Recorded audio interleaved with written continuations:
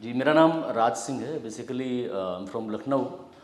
और यात्रा की बात करें तो ये यात्रा तो मेरे बचपन की है, जो अभी भी चलती चली जा रही है। इस यात्रा में बहुत सारे पड़ाव आए हैं और सबवे फिल्म एक ऐसे पड़ाव के रूप में मेरी ज़िंदगी में आया है कि एक सपने की तरह है जो सच होने वाला है। क्योंकि लखनऊ से थिएटर करने के बाद तकरीबन 22 साल पहले जब इस शहर में आया तो कुछ बड़ा करने का सपना लेकर ही आया था। और लेकिन कहते हैं ना कि हर चीज़ का एक वक्त होता है, मुकर्रर है। वो तभी होगा जब वो जहाँ पर आपकी किस्मत में लिखा हुआ है। लेकिन इस जर्नी के दरमियान ऐसा नहीं है कि कुछ मिला नहीं। बहुत सारे काम, टेलीविज़न तो मैंने खूब किया है, आप शायद मुझे बाई फेस जानते भी होंगे। क्राइम पेट्रोल और बहुत सारे क्राइम शोज़ में मैं अक्सर दिखता रहता हूँ। लोग मेरे काम की तारीफ़ और तो मौके ऐसे बहुत से आए। 2005 में एक फ़िल्म मुझे ऑफ़र हुई थी जिसमें बतौर हीरो लॉन्च होने वाला था। लेकिन अनफॉर्चुनेटली बात वही है कि जब जो होना होता है वही होता है। तो वो मौका अब आ गया है जो इस फिल्म के माध्यम से, सबवे के माध्यम से मैं आपके सामने बड़े पर्दे पर आने वाला हूँ। और आपका आशीर्वाद, प्यार, दुआएं सब चाहिए। कई जगह फिल्म रिलीज भी हुई है, बहुत अच्छा रिस्पॉन्स मिल रहा है, क्या कहेंगे आप? जी हाँ, जी हाँ, मुंबई में अभी पिछले दिनों रिलीज़ हुई थी और जिसने भी देखी फिल्म की तारीफ़ की। ठीक है, चूँकि अभी क्या है कि थोड़ा सा कोविड होने के बाद जो है ना, टेली सिनेमा हॉल तक दर्शक नहीं आ रहे हैं। बड़ी बड़ी फिल्मों का यही हाल है, ऐसा नहीं हमारी फिल्मों का है। लेकिन अप्रिसिएशन जो है वो देखी जिसने भी फिल्म, उन्होंने बोला कि भाई फिल्म बहुत अच्छी बनाई है। क्योंकि फिल्म की जर्नी क्या है वो मैं और इस फिल्म से जुड़े हुए हर व्यक्ति को पता है। क्योंकि ये फिल्म इतनी आसान नहीं थी, जितनी आसानी से फिल्म बन जाती है, हमारे लिए फिल्म आसान नहीं थी। बहुत सारे कॉम्प्लिकेशंस, उतार चढ़ाव के बाद जाके आज हम सिनेमा हॉल तक पहुँचे। अच्छा, सबवे के बारे में अगर आप डिस्क्राइब करें तो क्या है सबवे और आपका किरदार क्या है? सबवे बेसिकली कहानी 3 चोरों की है जिनका काम ही है छोटी मोटी चोरियाँ करके और अपने रोज़मर्रा की ज़रूरतें, मस्तियाँ करना, और कुछ नहीं, कोई एम नहीं उनकी लाइफ का। तो उन्हीं में से एक कैरेक्टर मेरा है राजू। हम तीनों चोर हैं। कहानी की शुरुआत होती है कि हम एक गाड़ी चुराते हैं, ये सोचकर कि स्टेपनी बेच देंगे, टायर बेच देंगे और बियर पियेंगे, मस्ती करेंगे, निकल जाएगा एक दिन और। लेकिन कहानी की शुरुआत यहाँ से होती है कि जब डिग्गी खोलते हैं तो उसमें एक, हमको लगता है डेड बॉडी है, बट वो डेड बॉडी नहीं होती है। वो शहर के सबसे बड़े बिजनेसमैन को किसी ने किडनैप करके उसमें छोड़ रखा होता है। यहाँ से कहानी शुरू होती है और हमारी जर्नी शुरू होती है इस फिल्म में कि कैसे कैसे हम सारी परिस्थितियों को जानने के बाद फिर हम उसे बचाने की कोशिश करते हैं। और उनको बचाने की कोशिश करते करते हम रवि किशन जो कैरेक्टर कर रहे हैं, डाकू भान सिंह, बागी भान सिंह की कैरेक्टर जो कर रहे हैं, हम उनके den में पहुंच जाते हैं। और वहाँ किस तरह से कहानी आगे बढ़ती है, ये सब तो आप सिनेमा हॉल में जाकर देख कर पता चलेगा। आप, ये सस्पेंस है आपके लिए। लेकिन ये एक फिल्म का एक छोटा सा खाका है जो आपके सामने है। रवि जी के साथ काम करने का एक्सपीरियंस कैसा रहा? रवि जी को एज एन एक्टर तो एडमायर करते रहे हम लोग शुरू से ही, और बहुत कमाल का अभिनेता है। लेकिन जब उनके साथ काम किया तो एक अच्छे इंसान के तौर पे उनको देखा। बहुत कूल हैं, अपने सह कलाकारों के साथ बहुत कोऑपरेटिव हैं, कोई एटीट्यूड नहीं है। तो अच्छा लगा उनके साथ काम करके।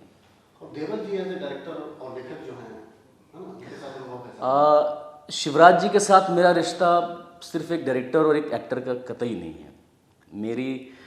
मेरा जो उनसे जुड़ाव है वो बहुत दिली है और सालों पुराना है। तो हम कहीं ना कहीं हम भाई भी हैं, दोस्त भी हैं और कलाकार और निर्देशक भी हैं। तो उनके साथ काम करना हमेशा एक ऐसा कंफर्ट जोन होता है जहाँ पर लगता ही नहीं कि कोई ऐसा प्रेशर है काम करने का। तो उनके साथ हमेशा ये मुझे महसूस होता है। और इस फिल्म के बाद भी हर काम मैं उनका करना चाहूँगा, मैं करता ही हूँ, क्योंकि हमारा एक ऐसा बाउंडिंग है जी। अच्छा, सबवे जो टाइटल है वो जी। मतलब ऐसे कहा जाता है कि जो हाईवे पे नहीं जा सकते वो सबवे से चले जाते हैं। दरअसल जो, हाँ, जो मैंने आप, हाँ, जो कहानी बताई ना, तो वो जो 3 कैरेक्टर हैं हमारे, उनकी लाइफ का कोई एम नहीं, कोई हाईवे नहीं है कि भाई हमको ज़िंदगी में ये बनना है, ये बनना है, या उनका कुछ नहीं है। आज का दिन कैसे गुजरेगा, आज किसका मोबाइल चुरा के हम बियर पी लें, या आज हम किसी की गाड़ी चुरा के अपने शौक़ पूरे कर लें, वो हमें हमेशा सबवे का इस्तेमाल करते हैं, शॉर्टकट्स। तो बॉलीवुड में भी आपको लगता है कोई सबवे है? बॉलीवुड में एक्चुअली कोई सबवे नहीं है। यहाँ पर जो आता हाईवे पे ही आता है, और उस हाईवे में जिस स्पीड से सब गाड़ियाँ चल रही होती हैं ना, आपको उसी रफ्तार के साथ अपने आप को मेंटेन रखना पड़ता है, वरना आपका एक्सीडेंट तय है। तो मंजिल उसी को मिलती है जो रफ्तार के साथ भागता रहता है। यहाँ कोई सबवे, कोई शॉर्टकट नहीं है। आपका टैलेंट, आपकी किस्मत बहुत इम्पॉर्टेंट है आपकी मंजिल तक पहुँचने के लिए। अच्छा, इंडस्ट्री में कौन आपके फेवरेट एक्टर रहे हैं जिनसे प्रेरणा लेते रहे हो आप? एक्टर्स कोई एक इकलौते एक्टर नहीं मेरी उसमें लिस्ट में। मैं जब छोटा था तब गोविंदा, मिथुन चक्रवर्ती, चूँकि मेरी 90s की जर्नी जो है उनको देखते हुए वीडियोस में और फिल्मों में देखते निकली, तो मैं उनको बहुत पसंद करता था, कि तब समझ नहीं थी। फिर मैं बड़ा हुआ, जब मैंने सिनेमा को जानना समझना सीखा, थिएटर करना शुरू किया मैंने, तो मुझे बलराज साहनी से लेकर मनोज वाजपेयी से लेकर आज जितने भी अच्छे कलाकार हैं, राजकुमार राव या जितने भी अच्छे एक्टर्स हैं, वो सब मेरे पसंदीदा हैं। क्योंकि आजकल हर एक एक्टर ना बहुत मेहनत से काम करता है, चाहे रणवीर सिंह हो, चाहे रणवीर कपूर हो, चाहे वो राजकुमार राव या आयुष्मान खुराना, कोई भी हो, एक्टर मेहनत से काम करते हैं। अभी पहले का जैसा नहीं है कुछ, हॉलीवुड हो, बॉलीवुड हो, कहीं भी हो। तो इसलिए कोई एक नहीं है, जिसने जिसमें अच्छा काम किया उसको हम तारीफ़ करते हैं उसकी, और नहीं कुछ बाय मिस्टेक फिल्म अच्छी नहीं बन पाई तो कोई बात नहीं, नेक्स्ट। और किस तरह के रोल करना चाहते हैं आप आगे? देखिए, मैंने अपने आप को कहीं बांधा नहीं। मेरी शुरुआत थिएटर से हुई है, तो थिएटर में हम जब भी कोई प्ले करते थे तो उसमें मैं कई सारे किरदार प्ले करता था। एक ही प्ले में मैं 5-5 किरदार कोई कॉमेडी कर रहा हूँ, किसी में तो मैं नेगेटिव हूँ, किसी में नॉर, और कभी बांधा नहीं। आज भी ठीक है, मेरी पहचान थोड़ी नेगेटिव कैरेक्टर के तौर पर है मार्केट में, अलग बात है, लेकिन मैंने कहीं बांधा नहीं किसी दायरे में अपने आप को। जो जैसा रोल हो उसको शिद्दत से निभाने की क्षमता है, बस वो सामने आए एक बार। और भी कुछ प्रोजेक्ट्स आपके अपकमिंग हैं? एक फिल्म अपकमिंग है मेरी, अभी उसको मैं डिस्क्लोज नहीं करूँगा। इसके अलावा एक वेब सीरीज़ विरुद्ध नाम की एक सीरीज़ है, जो अभी किस OTT पे आएगी, ये चूँकि प्रोड्यूसर से काम है, मेरा नहीं है, एज एन एक्टर मैंने कर लिया है वो। तो ये 2 प्रोजेक्ट जो हैं अभी लाइन में हैं। और इसके अलावा कलर्स का एक शो अभी इसी मंथ में टेलीकास्ट होने वाला है, शेरदिल शेरगिल, तो उसमें भी मैं दिखाई दूंगा आपको। बाकी चीज़ें बहुत सारी हैं जो चलती रहती हैं कलाकार के जीवन में, हम भी लगे। लगभग तीनों प्लेटफॉर्म आपने किया है, टीवी, वेब सीरीज, फिल्म जी। इसमें कंफर्टेबल लगता है क्या चैलेंजिंग लगता है आपको? देखिए, टेलीविज़न के बारे में अगर मैं कहूँ, टेलीविज़न एक ऐसा काम है ना, जो अगर आप डेली सोप्स करते हैं तो इट्स अ वेरी मैकेनिकल। आपको वहाँ एज एन परफॉर्मर आप सेटिस्फाई कभी नहीं हो सकते हैं। जो सेटिस्फेक्शन आपको एक सीरीज़ करके मिलेगा, या आपको फिल्म करके मिलेगी, या थिएटर करके मिलेगा, वो उसमें नहीं मिल पाता। वहाँ बहुत मैकेनिकल है, बहुत आप पपेट की तरह आप इस्तेमाल होते हो। आप जाइए, अपने एक्सप्रेशन दीजिए, अपनी लाइन बोलिए, जैसा भी है उनका शॉट ओके होना चाहिए, दैट्स इट। लेकिन वो माध्यम की मजबूरी है, वो ऐसी मैं कमी नहीं बता रहा हूँ, क्योंकि उनको वहाँ फुटेज देना पड़ता है। उनके लिए चैनल से मिले निर्देश बहुत इंपॉर्टेंट होते हैं, तो सबके ऊपर प्रेशर रहता है। तो वो एक माध्यम है काम जहाँ पर ये होता है। टीवी OTT प्लेटफॉर्म के जितने भी सीरीज़ हैं, इनमें ये बाध्यता नहीं होती है। इसमें आप एक शेड्यूल बनाते हैं और अपने मन मुताबिक काम करते हैं। फिल्मों में अपने मन मुताबिक काम करते हैं आप, तो इसलिए वो प्रभाव आपको दिखता है। जब आप एक सीरीज़ देखते हैं, कोई बड़ी सीरीज़ देखते हैं, आप सेक्रेट गेम देखते हैं, कोई और देखते हैं, तो आपको लगता है यार क्या बनाया है। तो ये बेसिक फ़र्क है, जहाँ अभिनेता भी बदल जाता है। हम डेली सोप करते हैं तो अलग एक्टिंग हो जाती है, लेकिन जब हम सिनेमा करते हैं तो वहाँ हमें पूरा चांस मिलता है अपने आप को एक्सप्लोर करने का। हाँ, तो इतने संघर्षों, इतनी मेहनत के बाद फिल्म सर्वे आपके सामने है, अच्छा कर रही है, और बस आपका आशीर्वाद चाहिए। लेकिन इसके लिए मैं तहे दिल से धन्यवाद देना चाहूँगा हमारे निर्देशक, हमारे भ्राता शिवराज देवल साहब को, हमारे फिल्म के हीरो, हमारे भाई एक्टर विशाल त्रिपाठी, और हमारी प्रोड्यूसर शारदा त्रिपाठी जी को, और जिनकी वजह से ये फिल्म संभव हुई। नहीं तो शायद इतना आसान नहीं होता फिल्म को पर्दे पे लाना। तो इन सब के साथ साथ पूरी यूनिट, फिल्म से जुड़े हर किसी को मैं धन्यवाद देता हूँ, और आप सबका आशीर्वाद मिले फिल्म को। थैंक यू जी। नमस्कार, मेरा नाम विशाल विशेष है, और हमारी फिल्म पिछले हफ्ते सबवे नाम से रिलीज हुई है। और इसके जो मतलब प्रोत्साहन स्वरूप जो दर्शकों का प्यार मिला है उसको लेके हम बहुत ही जो है मतलब अंदर एक अजीब सी ऊर्जा का संचार हुआ हमारे। किस तरह की फिल्म है और आपका क्या किरदार है इस फिल्म में? देखिए ये फिल्म एक कैरेक्टर बेस्ड फिल्म है। इसमें जो है कहानी ही अपने आप में एक हीरो है। जहाँ मैं एक हीरो मैं हूँ, एक राज भैया है और राज आई थिंक राज मेरे साथ वाले जो राजा के कैरेक्टर है और देवेंद्र चौधरी। इसके अलावा रवि किशन भी हीरो है और यानी कि हर एक किरदार एक हीरो है। इसमें ये नहीं कह सकते कि एक मेन लीड है या कुछ है, एक कैरेक्टर प्रधान फिल्म है। अगर आप फिल्म जाएंगे थिएटर में देखने तो आपको एक एक किरदार के एक एक नाम याद रहेंगे। जैसे आई थिंक बड़ी बात तो नहीं करते लेकिन शोले में जैसे एक एक छोटा से छोटा सुरमा भोपाली उसका भी नाम याद रहा था। यहाँ पर राजा विशु और होशियार के अलावा जो भान सिंह है और सभी का नाम जहन में रह जाएगा। अगर फिल्म आपने अच्छे से देखी है तो ऑब्वियसली एक बार जाएंगे तो दूसरी बार जरूर जाएंगे। कहाँ पर शूट किया था आप लोगों ने और कैसा अनुभव रहा? शूट में तो हमें खट्टे मीठे सभी अनुभव हुए। हमारे शूट स्टार्ट सिरसागंज एक यूपी की छोटी सी जगह है वहाँ से स्टार्ट हुआ था।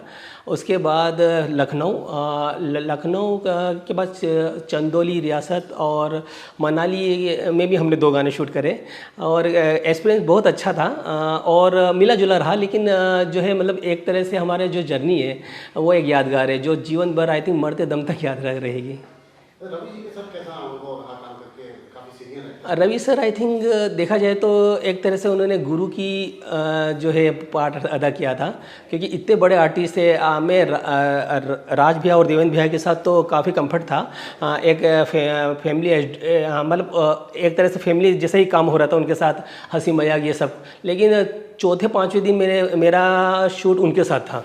उनके साथ पहले सीन करते ही मेरी सिटी पिटी गुम थी। मैं सामने जो भी मैंने पढ़ा था वो सब भूल गया था और उनकी आंखें तो बहुत मोटी मोटी और थोड़ा सा मतलब ऐसा दबंग गई जैसे आवाज़ उनकी अरे भाई इस टाइप से वो बोलते हैं तो थोड़ा सा मन में वो लग रहा था।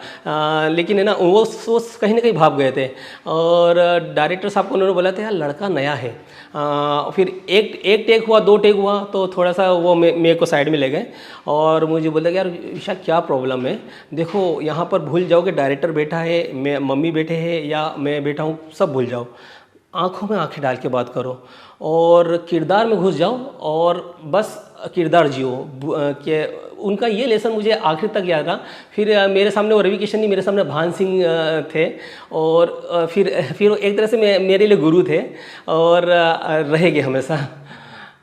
इसमें आपकी हीरोइन जो है उनके बारे में बताएं, गाने भी बहुत अच्छे आप लोगों पर फिल्माए गए हैं। हाँ जी, हीरोइन जम्मू की है, नाजुक लोचन पूरा नाम है उनका और वो काफ़ी सीरियल कर चुकी है, ब्रह्म राक्षस और नागिन जैसे सीरियल कर चुकी है वो। और यहाँ पर मतलब ये फिल्म उनकी पहली है और वो भी बहुत एक्साइटेड थे और हमारा जो है पेयरिंग लोगों ने बहुत पसंद किया और गाने स्पेशली गाने में वो काफ़ी कंफर्ट थी, मुझे उन्होंने कंफर्ट जोन फील कराया और वो भी एक तरह से फ्रेंड की तरह ही है और मतलब कुल मिला के गाने में आप देख सकते हैं हमारी केमिस्ट्री। आप लोगों ने मनाली में शायद जाके शूट किया था? हाँ जी, मनाली में हमें मेरी second lead I think Vaishnavi Parashar भी बहुत उसका भी बहुत कोऑपरेटिव नेचर रहा और उन्होंने मतलब वो शूट के साथ 3-4 दिन का शूट था लेकिन मालूम नहीं पड़ा और बिल्कुल हंसी मजाक के थ्रू ऐसा हो गया कि आज भी मतलब लगता है कि आप जो रिजल्ट है वो सामने आपके। अच्छा, कौन आपके बॉलीवुड में फेवरेट एक्टर रहे हैं जिनसे प्रेरणा लेते हो आप? जी, आदर्श तो मेरे काफ़ी रहे हैं। हालांकि मतलब जो मतलब अब देखेंगे कि 60-70 की दशक की फिल्में मैं ज़्यादा देखना पसंद करता हूँ। तो पहले आदर्श मेरे जितेंद्र जी, राजेश खन्ना, लेकिन बचपन में मुझे सुनील शेट्टी बहुत अच्छे लगते थे और सुनील से आज भी एक तमन्ना है कि यार लाइफ में कभी ना कभी उनके साथ काम करूँ। और उनकी फिल्म आई थी मोहरा, उसमें उनका नाम विशाल अग्निहोत्री था तो मुझे सब विशाल कहते थे, मुझे बहुत अच्छा लगता था और मैं उन्हीं की तरह बॉडी बनाना चाहता था, उन्हीं की तरह दिखना की कोशिश करता था। तो सुनील शेट्टी मेरे फेवरेट एक्टर रहे। इसके अलावा मैं जितेंद्र की फिल्में भी बहुत पसंद करता हूँ। जितेंद्र जी आई थिंक जो पुराने एक्टर हैं, संजीव कुमार जी और राजेश खन्ना जी। आदर्श मेरा संजीव कुमार जी रहे, उनको एक्टिंग में मुझे नहीं लगता कोई भी क्रॉस आज तक कर पाया है और अगर मैं उनकी चरणों की धूल भी बन गया तो ये मेरे लिए सौभाग्य होगा। आगे भी आप कुछ प्रोजेक्ट कर रहे हैं या करने वाले हैं? जी, ईश्वर ने चाहा तो अगर दर्शकों का प्यार मिला तो ज़रूर ये हमारा मतलब पहला स्टेप है। और प्रोत्साहन को देखते लगता है कि लोग चाह रहे हैं कि एक बार और हम आए और पूरे जोर शोर से आए। और देखिए, अगर ईश्वर ने चाहे तो ज़रूर हम अगला प्रोजेक्ट करेंगे। क्या कहेंगे आप दर्शकों से? सबवे जो है कुछ और थिएटर्स में बाद में रिलीज होने वाली है। हाँ जी, देखिए ये पॉलिटिक्स हर जगह रहती है और जाहिर सी बात है हमारा मुकाबला ब्रह्मास्त्र से था। और ब्रह्मास्त्र को आप जानते हैं कि मतलब वो कौन लोग हैं, हम कौन लोग हैं। हमारा वैसे तो कुछ मुकाबला नहीं था, लेकिन हमारी डेट 9 तारीख आई थी। 9 तारीख का हम चुकना नहीं चाहते थे, क्योंकि बाद में फिर मुहूर्त का भी प्रॉब्लम रहता था कि जैसे कि श्राद्ध पक्ष स्टार्ट हो गए, फिर दिवाली आ जाती, तो पहले हमने बहुत सफ़र किया। तो मैंने सर से बोला कि यार कर ही देते 9 तारीख को, जो भी होगा देखेंगे। फिर सामने ब्रह्मास्त्र थी, हमको थिएटर मिले नहीं, और जो है अगर जो भी मिले वो टुकड़ों में, आई थिंक कहीं 30 थिएटरों में लग गई, कहीं 40 में। लेकिन हमारी स्क्रिप्ट इतनी ज़ोरदार थी कि जो हमारे वितरक लोग हैं उन्होंने ये निर्णय लिया कि यार इसको 16 तारीख को वापस से जहाँ रह गई थी वहाँ पर रिलीज़ किया। और हमारी यह सबसे बड़ी जीत है कि तीसरे हफ्ते भी हम कंटिन्यू करते दिख रहे हैं। आई थिंक चलते चलते 1 महीना हो जाएगा फिल्मों को। बीच में छोटी छोटी 5-6 फिल्म कुछ कल परसों रिलीज हुई है। लोग अपने वो फिल्म उतार के सबवे लगा रहे हैं। तो कहीं ना कहीं हम अपने इस मकसद में सफल होते नज़र आ रहे हैं। जी, मेरा नाम शारदा त्रिपाठी है। वो सबवे पिक्चर के अंतर्गत मैंने प्रोड्यूसर के बतौर रही हूँ मैं, उसमें सौभाग्य प्राप्त हुआ मुझे। और डायरेक्टर हमारे शिवराज जी देओल हैं। कई हमारा भाई बहन जैसे ही रिश्ता हो गया हमारा। पहले अन्यत्र हमने 2-4 शूट किए थे, ऐड किए, उसमें हम लोग जान पहचान हो गई हमारी। उसके बाद इन्होंने इच्छा जाहिर की कि अपन मेरे पास कहानी है और ये एक पिक्चर बनानी है अपन को। वो कहानी काफ़ी पसंद आई विशाल विशेष, जो कि मेरा बेटा है। तो इसने मेरे से बोला कि मम्मी अपन पिक्चर बनाते हैं। मैं कि ठीक है, देखेंगे जो भी होगा, ईश्वर का आगे मालिक है। तो हम लोगों ने वो पिक्चर की कहानी भी हमें पसंद आई और स्क्रिप्ट वगैरह, तो फिर हम लोगों ने हिम्मत कर ली उसके लिए। 9 तारीख को रिलीज हुई थी, अभी दोबारा भी रिलीज हुई। जी हाँ, जी, वो थोड़ा मुहूर्त के हिसाब से वो 9 तारीख को अपन ने स्टार्ट की। बाकी आपको थिएटर वगैरह नहीं मिले हमको, बहुत कम। यहाँ तक कि हमारे जो सुबह का शो हमको दिया गया 10-10:30 बजे का, जो कि पब्लिक उस टाइम जाती ही नहीं है कोई।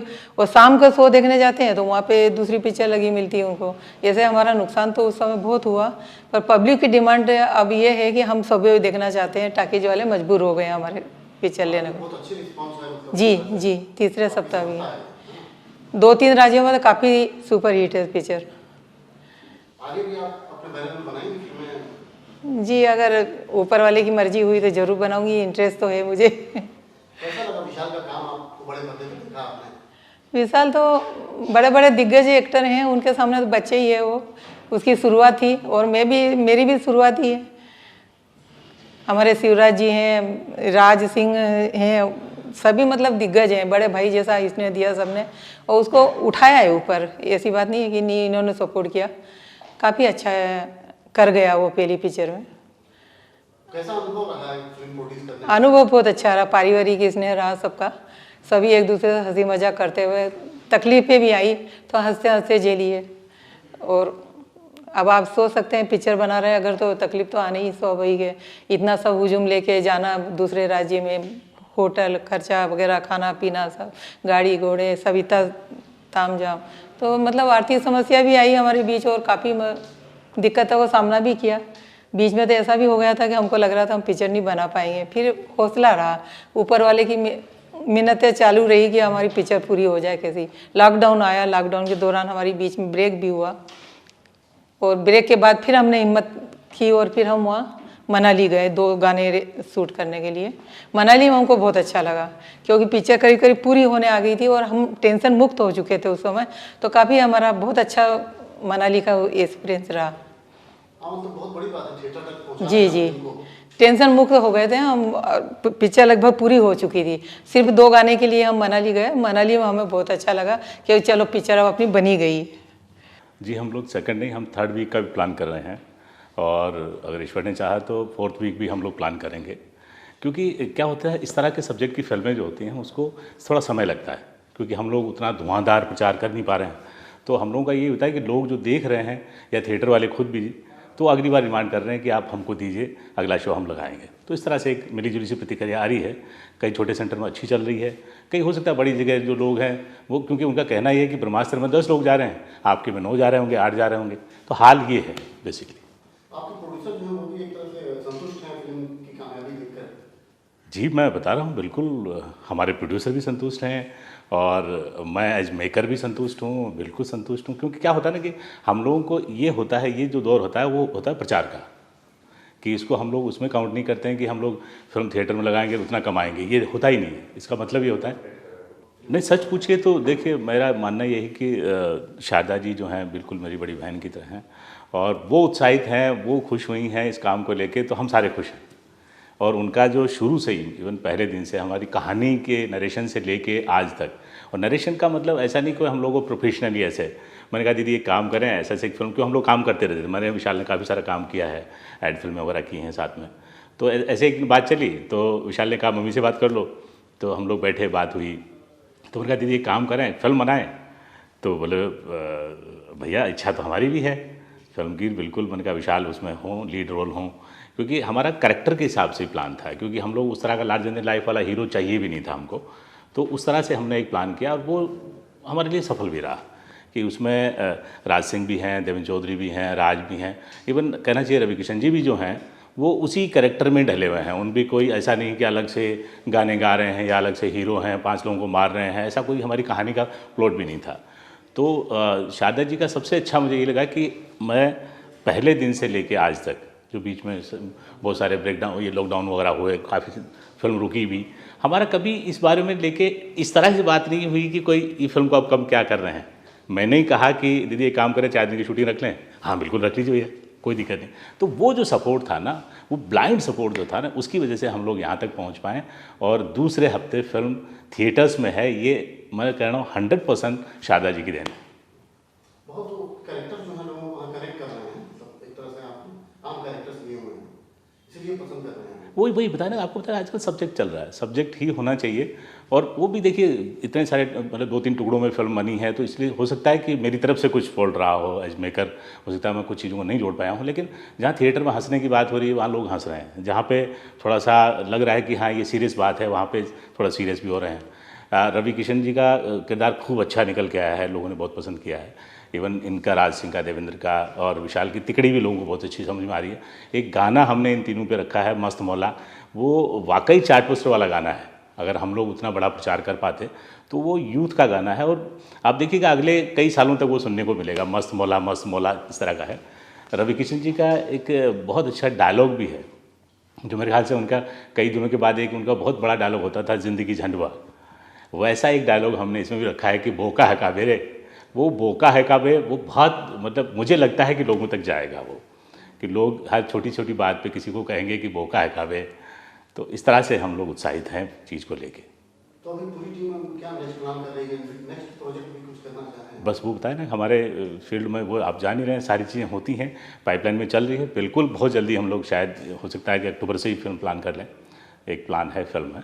और कोशिश ये है कि मनाली हम लोग गए, जैसा दीदी ने बताया था, मनाली हम लोग गए, उनको बहुत अच्छा लगा। तो हमने वो सब्जेक्ट भी उसी दिन हमने डिमांड किया था, तो या तो उत्तराखंड में करेंगे या फिर हिमाचल में करेंगे। हमारा प्लान वही है कि पहाड़ की, बर्फ़ की, इस तरह की एक फिल्म हम लोग प्लान करें। अच्छा, राज ने तो काफी काम किया हुआ था, लेकिन विशाल की पहली फिल्म थी, उनको कितना डायरेक्ट करना मुश्किल था? एज एन एक्टर मेरे साथ इतना बड़ा पहली बार कर रहे थे, हालांकि मॉडलिंग कर चुके थे, 2-3 ऐड में उन्होंने काम किया मेरे साथ। और राज का मेरा बहुत पुराना, मतलब राज, देवेंद्र, हम लोग बहुत पुराने काफ़ी सालों से काम कर रहे हैं। लेकिन विशाल का एक सबसे अच्छा क्या लगा ना, वो एकदम तैयार था, कि जैसे जो बात कहो ना उसके लिए तैयार था। वो बहुत बड़ी बात होती है एक्टर के लिए। मैं तो चाहता हूँ कि एक्टर नया हो। जब पका पकाया एक्टर आता है तो डायरेक्टर के लिए बहुत मुश्किल होती है। तो आप नए एक्टर को आप कुछ भी समझाओगे वो उस कैरेक्टर में रहेगा। आपने भी फिल्म देखी है, आपको लगा होगा कि कहीं भी विशाल अपने कैरेक्टर से नहीं हटा। वो जैसा मासूम सा हमने बनाया है उसको, कि वो लापरवाह है। ये तीनों मस्तमौला हमने दिखाया, लापरवाह सा लड़का है, उसको कोई परवाह नहीं। गोली भी सामने वाला चला रहा है तो उसको परवाह नहीं, क्योंकि उसको पता है कि ये मार नहीं देंगे, मेरे दोस्त हैं, इतने मजबूत हैं। वो इतने बड़े डकैत के अड्डे में है, वहाँ आशिकी कर रहा है, आप समझ रहे हो।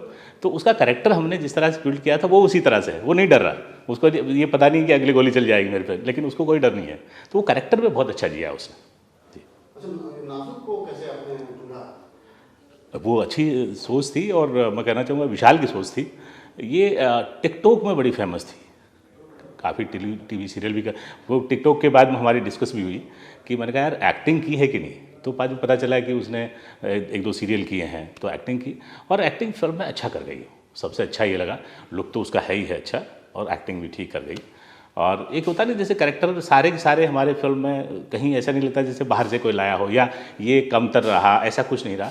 जितने डायलॉग्स थे उन डायलॉग्स के ऊपर ही उन लोगों ने काम किया, इन बिटवीन द लाइंस पे भी अच्छा वर्क किया उन लोगों ने, आर्टिस्ट ने। और उतना समय भी था हमारे पास कि जिसमें हम लोग वर्क कर सकें, हमने रिहर्सल भी करवाई हैं, तो उन चीज़ों का फ़र्क पड़ा है। तो नाजुक का अच्छा काम निकला। और ये टाइटल और सब्जेक्ट ऐसा है कि मतलब इसको आप पूछ भी कर सकते हैं, सब्जेक्ट टू। जी हाँ, बिल्कुल प्लान है, बिल्कुल प्लान है हमारा, मेरा, विशाल ने, हमने पहले प्लान किया था। दीदी को मैंने कहा कि अगला कोई प्लान होगा तो हम लोग कोशिश करेंगे इस बार कहीं बीहड़ में फंसें, अगली बार कहीं विदेश में फंसें या कहीं ऐसी जगह फंसे जहाँ पे अर्बन लुक आए। तो ये हमारा है, प्लान है, बिल्कुल है।